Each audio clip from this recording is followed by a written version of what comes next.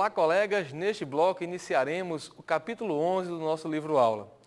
Um capítulo que vai tratar de garantias e privilégios do crédito tributário. Nós vamos perceber, em primeiro lugar, algo que tem grande relevância para quem vai fazer questões teóricas, que é uma questão terminológica. A questão relativa ao significado da expressão garantias e o significado da expressão privilégios. A ideia básica é a seguinte: a gente sabe que o Estado ele goza de diversos privilégios, diversas vantagens no ordenamento jurídico quando comparado com os particulares. Quando o Estado está cobrando tributo, essas vantagens também se fazem presente, sempre lembrando que, ao menos na teoria, aquele dinheiro a ser arrecadado com tributo vai ser utilizado em benefício de toda a coletividade. Nessa linha, em primeiro lugar, são criadas regras no CTN que vão facilitar a entrada do Estado credor no patrimônio do particular devedor do tributo para receber o valor que é, ao menos na teoria, do Estado, que pertence ao Estado. Então, se o contribuinte não paga deliberadamente, livremente o tributo, o Estado vai exigir esse pagamento se utilizando da força. Esta exigência, ela se faz seguindo regras que são mais vantajosas para o Estado do que as regras que seriam aplicáveis aos credores privados. A gente sabe, por exemplo, que o que responde pelos nossos débitos são nosso patrimônio e nossa renda.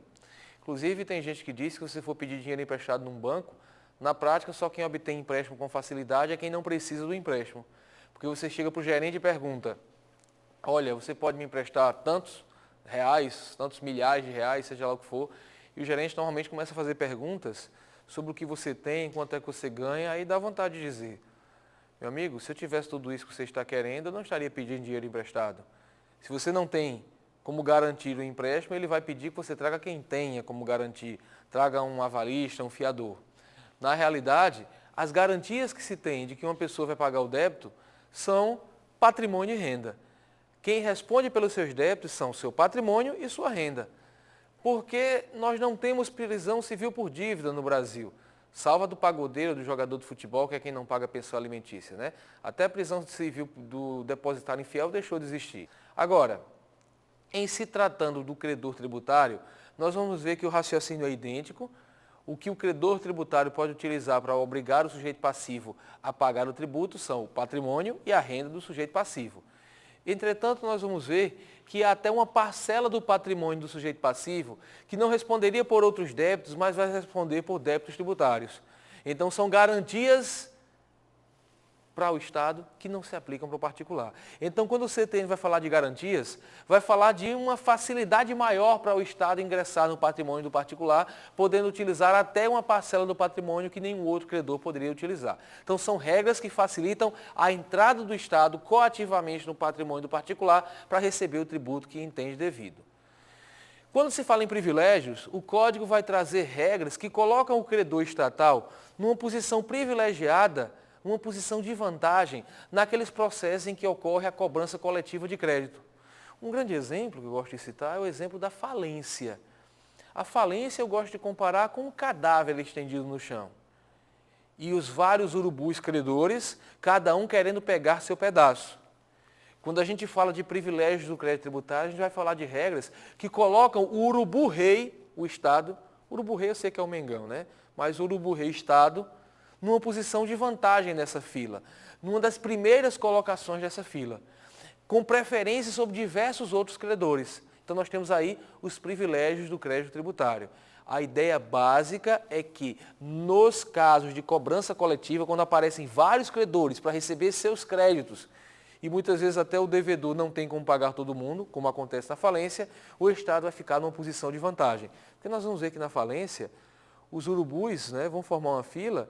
E cada urubu, né, se chega o primeiro urubu, o urubu trabalhador, né, ele vai lá, vai pegar o que lhe é de direito e só vai sair quando estiver satisfeito. Só se sobrar após a satisfação do credor trabalhista do acidentário é que passa para a segunda colocação. Então nós vamos ver em que posição fica o Estado nessa fila e estas regras que vão colocar o Estado nessa posição de vantagem são regras sobre privilégios.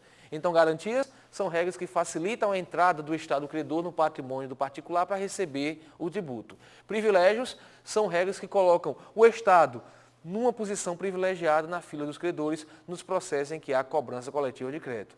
Claro que na prática o privilégio acaba também facilitando a entrada do Estado no patrimônio do particular. Mas especificamente, quando se fala em privilégio, se está falando exatamente dessa posição do Estado nessa fila de credores. Então vamos lá para a lousa. O artigo 183 diz que a enumeração das garantias atribuídas neste capítulo ao crédito tributário não exclui outras. Ou seja, serão enumeradas no Código diversas garantias. Entretanto, outras podem ser criadas por meio de lei. Então, na realidade, nós temos que dizer o seguinte, o CTN já traz várias, mas isso não impede a existência de outras. Portanto, a lista de garantias do CTN não configura um rol exaustivo, aquele que tem todas as hipóteses. É um rol exemplificativo. Outras garantias podem ser criadas e efetivamente o são. Agora se diz, não exclui outras que sejam expressamente previstas em lei, em função da natureza ou das características do tributo a que se refiram. Isso foi colocado porque os tributos são bem diferentes entre si. E essas diferenças, muitas vezes, justificam e até exigem garantias específicas para casos específicos. Vamos comparar, por exemplo, dois impostos federais, para que a gente veja que eles são bem semelhantes, bem diferentes, apesar de serem impostos e apesar de ambos serem federais. Vamos comparar o imposto de importação com o imposto à propriedade territorial rural. O imposto de importação tem como fato gerador uma situação instantânea, fugidia, que ocorre num momento da linha do tempo, que é a entrada de mercadoria estrangeira no território brasileiro. Quando o fato gerador acontece, naquele momento a autoridade administrativa vai analisar se tudo foi feito pelo importador, se tudo que foi feito de acordo com a legislação tributária. O fiscal, por exemplo, pode estar olhando a mercadoria e ficar com a dúvida se aquela mercadoria é aquela mesma a que se refere à declaração de importação. Às vezes é um produto químico, precisa de um laudo. Às vezes é um equipamento eletrônico com informações muito técnicas e você tem que verificar se é aquele equipamento mesmo, porque às vezes as diferenças entre equipamentos justificam alíquotas também bastante diferentes. Então a autoridade fiscal tem que, naquele momento, analisar o que tem para ser analisado. Porque se, por exemplo, a mercadoria for liberada para entrar no país e depois o fiscal, eu gostaria de ver tal aspecto, bem, talvez não dê mais para ver porque a mercadoria já entrou no país, já desapareceu. Então o imposto de importação tem um fato gerador que é uma situação que não é perene, é uma situação fugidia, que se ocorre no instante, e logo depois já é considerado um fato passado. ITR não. O fato gerador do ITR é uma situação perene. É ser proprietário de imóvel. Você é proprietário em 1º de janeiro, quando se diz que o fato gerador aconteceu, mas no dia 2 você continua sendo, no dia 3 e por aí vai. Não dá para mudar as características do imóvel de uma hora para outra. Mesmo que alguém diga, olha, a Receita Federal vai amanhã fiscalizar teu imóvel, não dá para você mudar as características do imóvel de uma hora para outra. Se você diz que o imóvel está todo plantado com soja, se isso é mentira, não dá para mudar do dia para a noite, nem da noite para o dia. Então, o próprio imóvel também serve como garantia do pagamento do imposto. Se não é pago, o imóvel pode vir a ser penhorado. Certo? Então, você tem um fato gerador perene, o próprio imóvel serve como garantia para o pagamento do tributo, não dá para mudar as características do imóvel que interferem na tributação, como o grau de utilização, né? Quanto mais utilizado, menos imposto paga. Essas características não podem ser mudadas de uma hora para outra. No imposto de importação, a situação é bem diferente. Né? A autoridade tem um momento para analisar se tudo está de acordo com a legislação. Se desembaraçou, liberou a mercadoria e não foram exigidas coisas que deveriam ter sido exigidas antes, fica difícil exigir depois. E é por conta disso que é importante e é necessário que sejam criadas garantias específicas para o imposto de importação, dada essa rapidez em que o fato gerador acontece.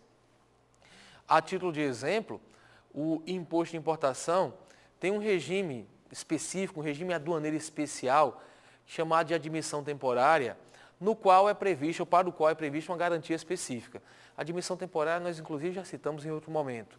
Quando uma mercadoria vem do exterior para ficar no Brasil por um determinado período de tempo e depois retornar, ela é submetida pela alfândega brasileira a um regime aduaneiro especial chamado de admissão temporária. A mercadoria é admitida temporariamente, pelo tempo necessário para que ela cumpra sua missão aqui dentro do Brasil. Um exemplo que já citei foi o circo da Fórmula 1. Quando a Fórmula 1 vem para São Paulo, várias mercadorias estrangeiras ingressam dentro do território nacional para ficarem ali por um determinado período e depois serem devolvidas. A Receita Federal libera essas mercadorias para ingresso do país, dando prazo para que elas saiam. De certa feita, quando trabalhava na Receita, eu liberei, quando trabalhava na alfândega especificamente, no Porto de Suape, liberei a entrada de algumas motos no Brasil que vinham para fazer uma competição, uma corrida lá em Natal, no Rio Grande do Norte.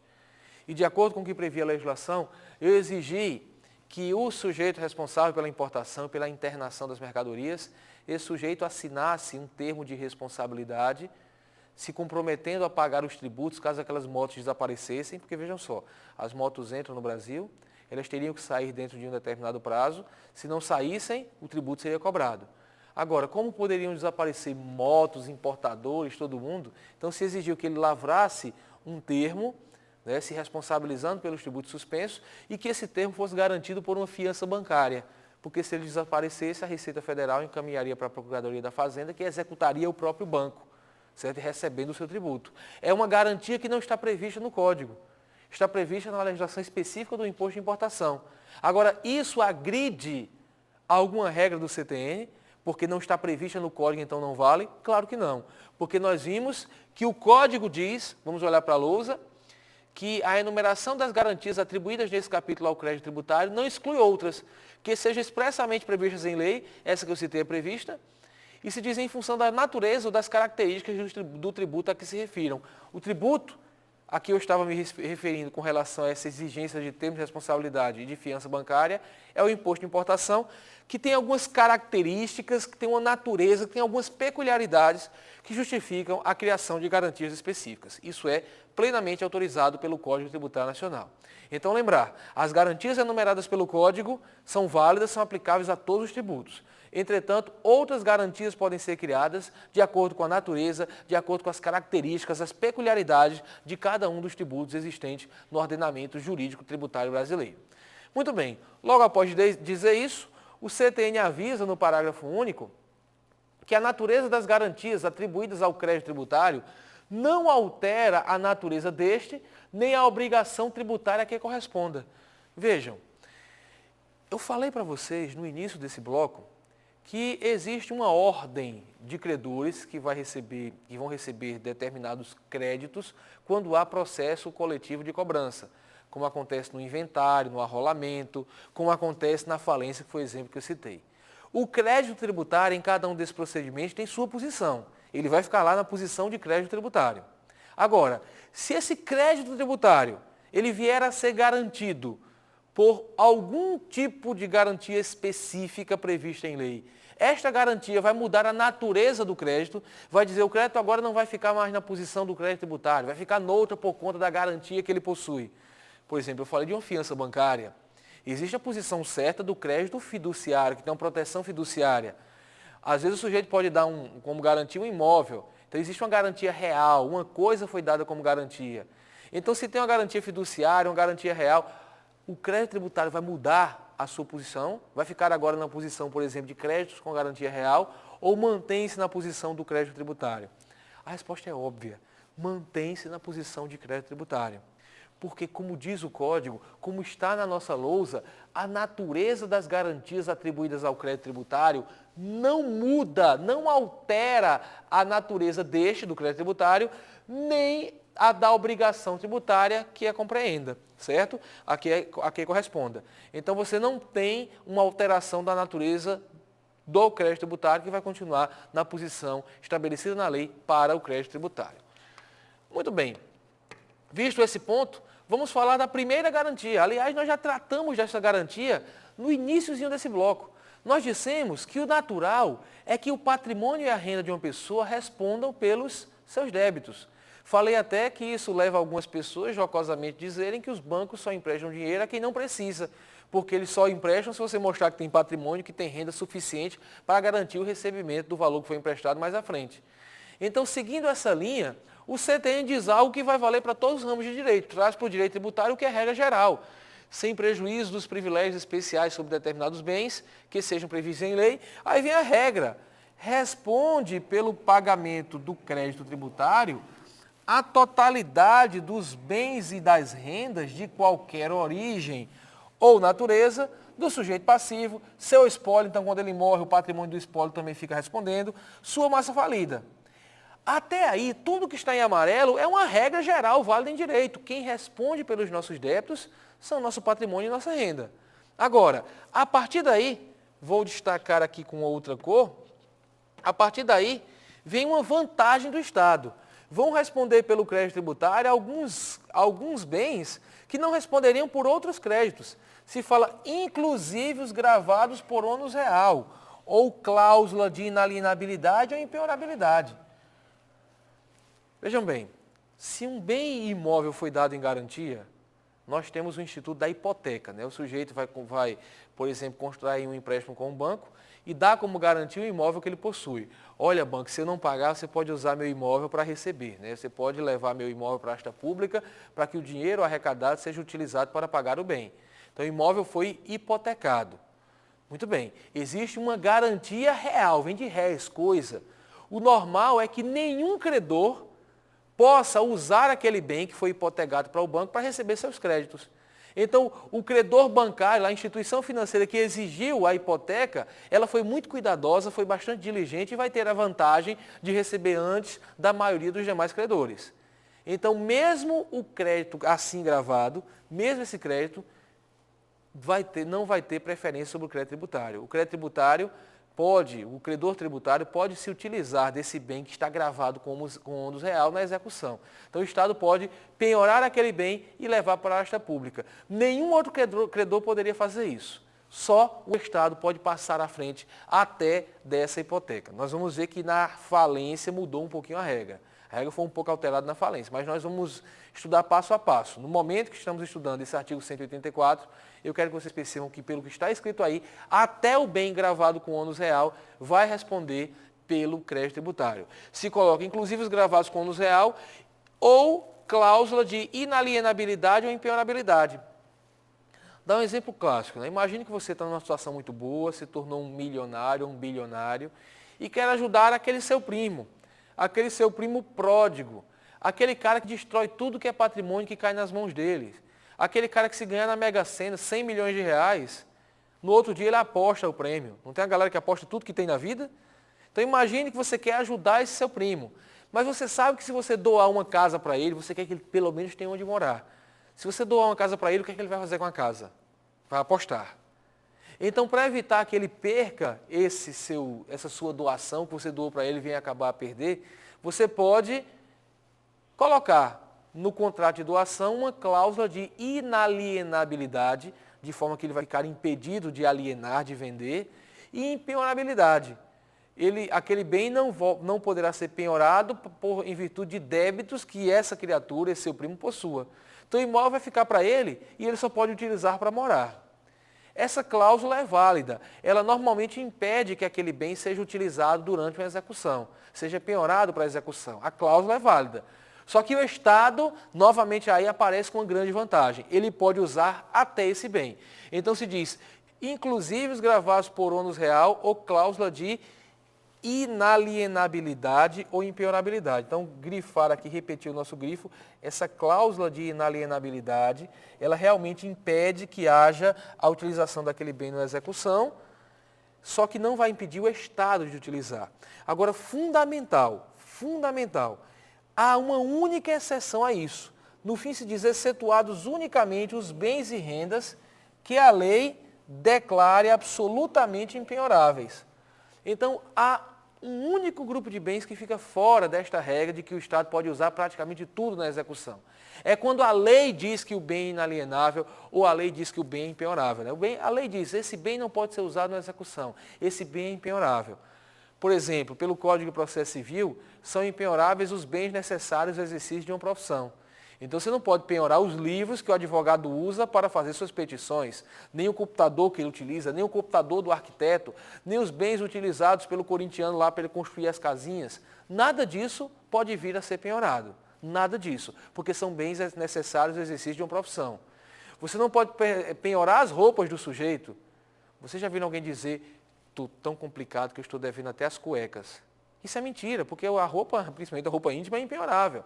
Então, estes bens ou as rendas que a lei diga que são absolutamente impenhoráveis, não podem ser utilizados na execução. E eu grifei na voz, a lei. Porque quando a impenhorabilidade decorre de ato de vontade, como no caso que eu citei, foi o próprio sujeito, foi você que escreveu no contrato de doação, que o bem que está sendo doado é impenhorável, é inalienável, quando a cláusula decorre de vontade, né, de manifestação de vontade, não decorre diretamente da lei, a impenhorabilidade não pode ser oposta ao fisco. Então, impenhorabilidade que vem da lei, não pode, ela é oposta ao fisco. Impenhorabilidade que vem do ato de vontade não pode ser oposta ao fisco. Então, por exemplo, nem o Estado, ao executar alguém, cobrando tributo, pode penhorar os bens necessários ao exercício de uma profissão. Nem o Estado, nem o credor tributário pode fazer isso, certo? Agora, quando o ato de vontade é que declara um bem absolutamente impenhorável, na prática, quem fica impedido de usar aquele bem são os credores privados. O Estado pode usar aquele bem. Agora, é óbvio que, às vezes, a lei que declara a impenhorabilidade, ela mesma traz exceções, inclusive exceções tributárias. Um exemplo muito citado é o caso do bem de família. Aquele bem que é utilizado pelo sujeito para morar com a sua família, aquele imóvel único que ele possui, não pode ser penhorado, aí por uma questão social, por uma questão de moradia que deve se sobrepor a isso. Então, o bem de família não pode ser penhorado. Inclusive, lembrando que o Superior Tribunal de Justiça diz que o bem que também se considera como bem de família está protegido da mesma forma o imóvel em que o sujeito mora sozinho. Eu lembro muito bem, até quando o STJ decidiu essa matéria, o que é que aconteceu? Um determinado município, um determinado ente aí qualquer, foi penhorar um bem que pertencia a um particular, e quando ele alegou, olha, isso é bem de família, aí disseram, olha, bem de família não, você não é uma família, você é uma pessoa sozinha. Foi o que o STJ disse. Quando eu falo, dá vontade até de chorar, de tão lindo que é. O STJ disse, ora, se a lei garante o benefício para a família, o que se dirá daquela pessoa que sofre do maior dos males, a solidão? Então, no final das contas, obviamente, o STJ acabou dizendo que aquele bem que pertence a uma pessoa que mora sozinha também é considerado bem de família para efeito de proteção contra penhora. Agora, como eu estava falando, a lei que trata do bem de família, ela mesma traz exceções. Pode ser penhorado o bem de família, por exemplo, se você estiver em débito perante os trabalhadores que trabalham naquela casa. Então, se você não pagou sua empregada doméstica, aquele bem pode ser penhorado. E há uma exceção que nos é mais relevante, que é a exceção tributária. Se fala que o bem de família pode ser penhorado se o sujeito não pagou o imposto, o tributo incidente sobre a propriedade do próprio imóvel. É assim, bem de família beleza, mas pague pelo menos o IPTU. Então, o bem de família não pode ser penhorado pelo Estado, porque a impenhorabilidade vem diretamente da lei, mas se a própria lei que declara a impenhorabilidade cria uma exceção a ela, cria uma exceção à impenhorabilidade, nós podemos dizer que essa exceção é plenamente válida, porque a norma que deu a impenhorabilidade diz que ela não se aplica a determinado caso. Então é assim, quando a lei diz que é impenhorável e não excetua, é impenhorável também para o próprio Estado. Quando a impenhorabilidade decorre de ato de vontade, ela não pode ser oposta ao credor tributário, não pode ser oposta ao Estado que está cobrando tributo. Muito bem, visto o dispositivo, passemos para as exceções, como nós já citamos, aqui se mera sistematização dessas exceções. Então, o Estado não pode penhorar, certo? Bens e rendas declarados impenhoráveis pela lei, tem que ser pela lei, não basta que seja ato de vontade, e vai haver uma exceção a um outro ponto, em se tratando de processo de falência. No processo de falência vai haver uma exceção à regra segundo a qual o Estado pode penhorar bens que sejam considerados bens dados em garantia real. Então, que estejam gravados por ônus real. Então, o bem gravado com ônus real, o Estado, via de regra, pode penhorar. Mas vai haver uma parcela desses bens que vai ser considerada impenhorável dentro do processo de falência, pelos motivos que nós vamos relatar mais à frente. No momento atual, só quero que vocês saibam que a regra é que respondem pelo crédito tributário a totalidade dos bens e das rendas de qualquer origem ou natureza do sujeito passivo, não importa de onde é que vem. Mesmo os gravados com ônus real ou cláusula de inalienabilidade ou impenhorabilidade. Não importa a data do ônus nem a data da cláusula. Não adianta o Estado vir dizer, olha, o credor vir dizer, melhor dizendo, olha, eu sou credor dessa pessoa que você está executando também, sou credor dele, e o bem que você quer penhorar está gravado com ônus real, em meu favor. E esse ônus real é anterior ao crédito tributário, anterior até ao fato gerador. Não importa isso, não importa a data do ônus, não importa a data da cláusula. Ah, mas eu declarei impenhorável em momento anterior ao fato gerador desse tributo que o Estado está cobrando. Não importa. Não importa quando aconteceu o fato gerador, não importa qual é a data em que o bem foi declarado impenhorável, não importa exatamente qual é a data em que foi estipulado, foi gravado o ônus real. Nada disso é relevante. O patrimônio responde pelos créditos tributários com essas ressalvas, salvo os bens e rendas declarados impenhoráveis pela lei, o que está descrito no artigo 649 do CPC, ou quando há processo de falência, com base no artigo 186, parágrafo único, nós vamos explicar isso aí de maneira detalhada mais à frente. Muito bem. Logo depois, aparece no Código uma presunção de fraude na alienação ou oneração de bens ou rendas que já estejam inscritos em dívida ativa. A ideia, pessoal, aqui é de fraude à execução. A ideia é, se você já está com o seu débito, um crédito tributário a favor do Estado, débito seu, inscrito em dívida ativa, é bom lembrar, a gente fala que um débito está inscrito em dívida ativa, e a gente tem que lembrar que o sujeito vai ter esse débito inscrito em dívida ativa quando ele não paga o débito no prazo dado pela lei, ou por uma decisão judicial administrativa. Tinha prazo para pagar, não pagou, o crédito está exigível, o Estado inscreve em dívida ativa para quê? Para depois emitir a certidão de dívida ativa e executar. Muito bem. Se você já tem um débito contra você, inscrito em dívida ativa, e começa a dilapidar seu patrimônio, quando eu falo dilapidar é você vender, alienar, de qualquer forma você se desfazer do patrimônio. Aquela história que muitos colocam, botar o patrimônio, botar os bens no nome de uma outra pessoa. A gente sabe que muitas dessas alienações são fraudulentas. O sujeito sabe que vai ser cobrado e para evitar que o patrimônio dele seja utilizado, ele passa o bem para uma outra pessoa. Faz uma venda que é uma venda fraudulenta.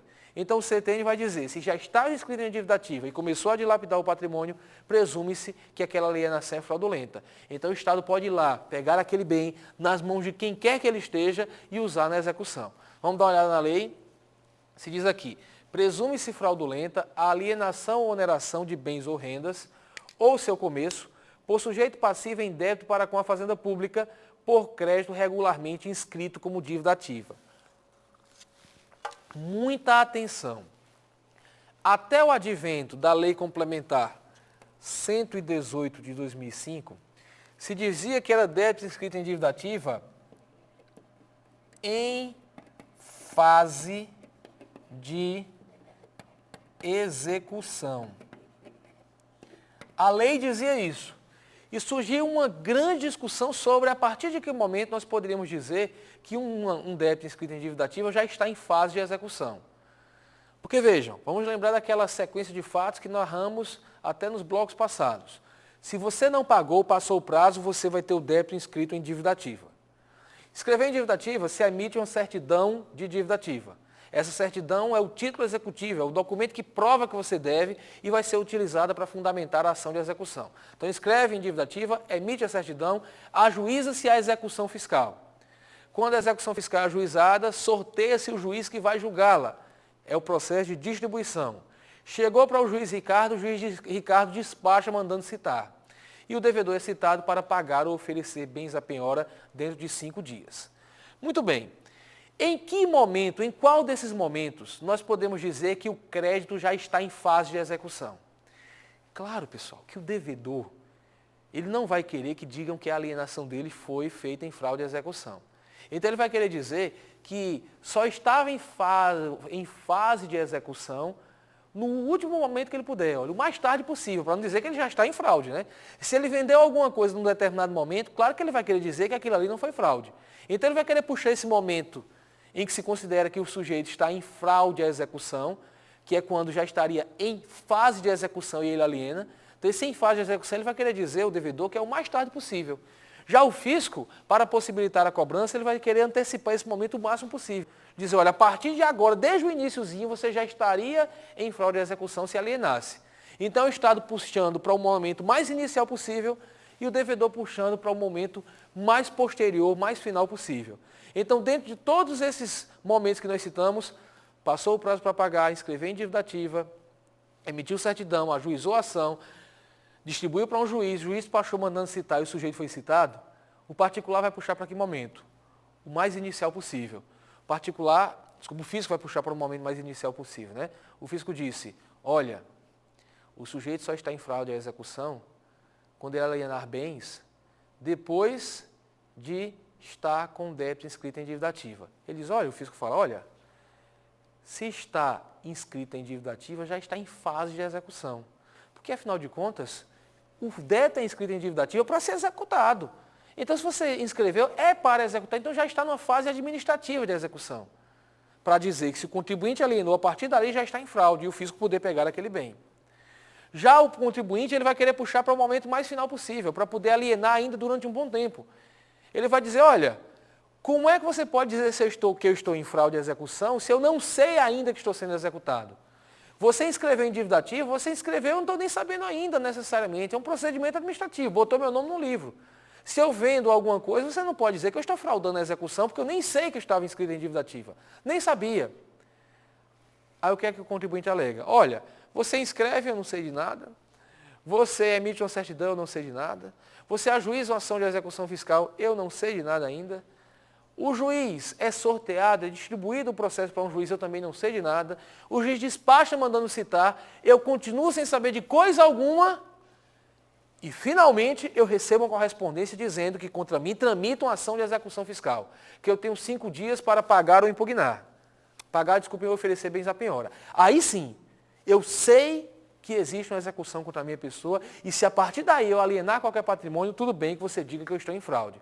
Então, o contribuinte quer dizer que a fase de execução é somente a partir do momento em que ele já foi citado. E o físico quer dizer que seria a partir do momento em que o débito estivesse inscrito em dívida ativa. A discussão foi levada ao Superior Tribunal de Justiça, que deu razão ao contribuinte. Não se pode imaginar que o contribuinte esteja em fraude se ele não sabe que contra ele tramita uma execução. E ele só sabe oficialmente quando efetivamente for citado no processo de execução fiscal. Deu-se razão ao contribuinte. E como só ia acontecer nesse Brasil, depois que se deu razão ao contribuinte, o fisco disse, realmente, perdemos. O que é que fazemos agora? Mudemos a lei. E foi o que eles fizeram, chegaram na lei e simplesmente apagaram esse em fase de execução. Não existe mais isso. Agora basta que o sujeito esteja inscrito em dívida ativa. Redação atual. Então, na prática, o fisco fez prevalecer na marra o que ele já vinha defendendo desde antes, que só o fato de inscrever em dívida ativa já faz com que as alienações feitas dali para frente sejam consideradas fraudulentas. Na marra se fez isso prevalecer. Inclusive, houve uma outra mudança no código, até anterior, que se combina com essa.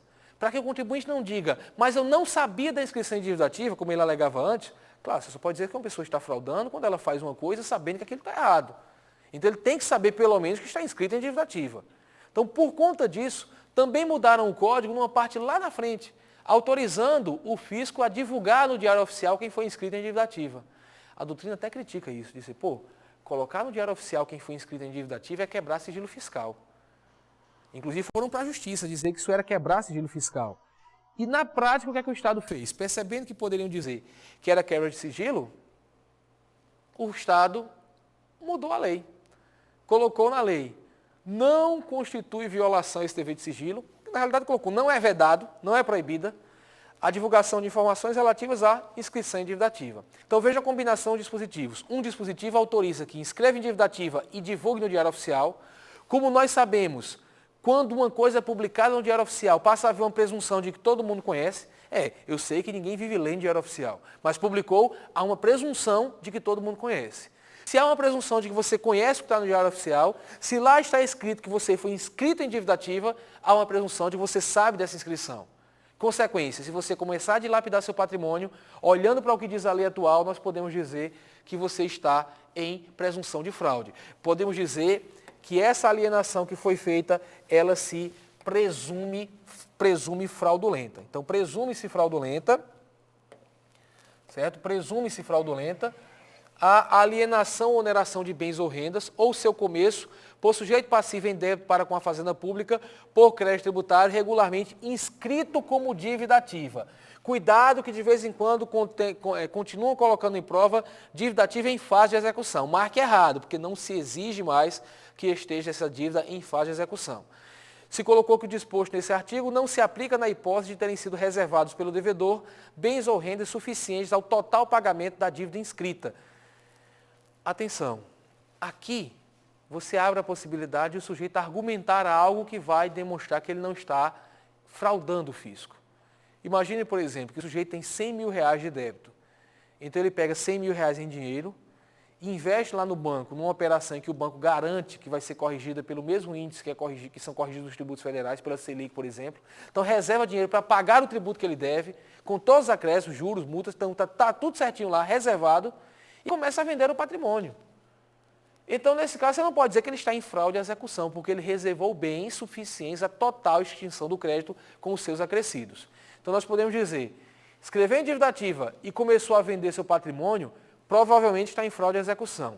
Não é certeza porque você tem que olhar se foi mantida uma quantidade de patrimônio ou de renda suficiente para quitar o crédito tributário. Se não foi mantida, estará havendo fraude à execução e o Estado continuará podendo utilizar aquele bem, mesmo que ele já esteja nas mãos de uma outra pessoa.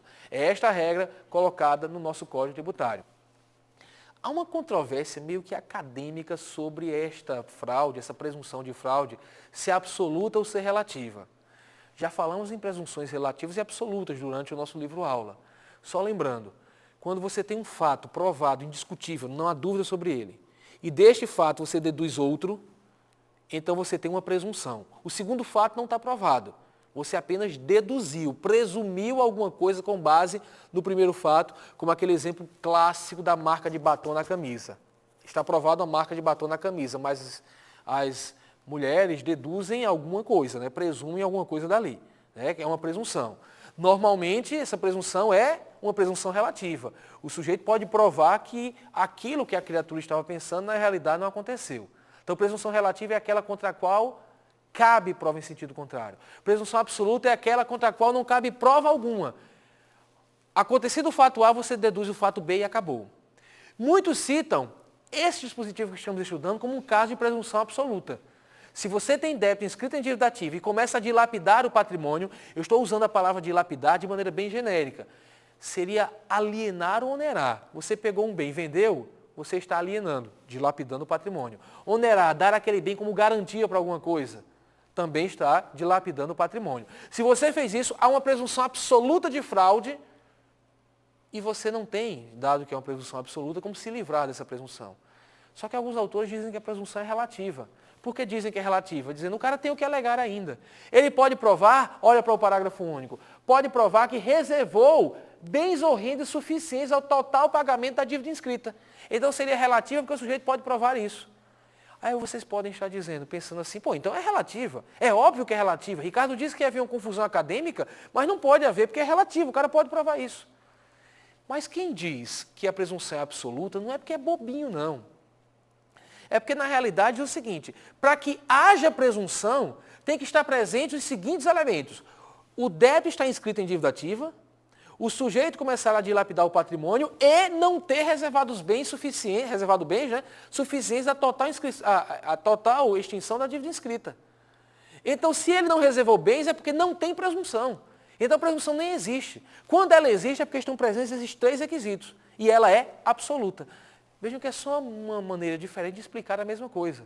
Quem diz, olha, existe presunção, aí só fala em dois elementos, existe presunção quando o débito está inscrito em dívida ativa e o sujeito começa a dilapidar patrimônio. Se você diz que os requisitos são esses, então, na realidade, a presunção é relativa, porque você vai admitir que o cara prove que reservou bens suficientes à total extinção do crédito. Mas esse elemento de prova, se já for colocado como requisito, para que haja presunção, se você disser, os requisitos são três, está inscrito em dívida ativa, dilapidar patrimônio e não reservar bens, aí você vai dizer, a presunção é absoluta. Porque se as três coisas estão presentes, a presunção de fraude não há o que dizer em sentido contrário. Aí se você disser, mas se o cara tiver reservado bens, então não cumpriu o terceiro requisito, então não há presunção. Não é que ela é relativa, é porque ela não existe. Então, se você admitir o terceiro item como requisito, a presunção absoluta, que é o que eu acredito que deve prevalecer majoritariamente. Inclusive, já vi questão de prova raciocinando assim.